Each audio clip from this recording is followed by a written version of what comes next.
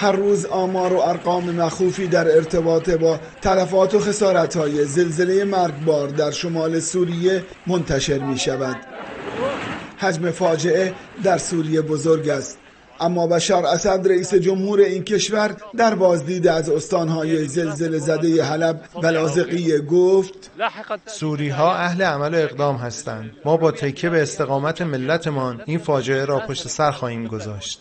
سازمان ملل متحد اعلام کرد در پی این زمین لرزه که در 100 سال اخیر بی سابقه بوده، بالغ بر 5 میلیون شهروند سوری آواره شدند. حالا دولت سوریه در برابر چالش بزرگی است و در تلاش است تا با احداث مراکز اسکان موقتی سرپناهی برای فاجعه دیدگان این زلزله فراهم کند. بعد از زلزله خانه‌ام به شدت آسیب دید. کارشناسان استانداری هم میگن ساختمان باید تخریب بشه. فعلا موقتی ما رو در یک مدرسه اسکان دادن و نمیدونم باید چیکار کنم. پیام ما به همه شرافتمندان جهان این است که تحریم‌های ظالمانه را بشکنید و به کمک مردم فاجعه دیده سوریه بشتابید.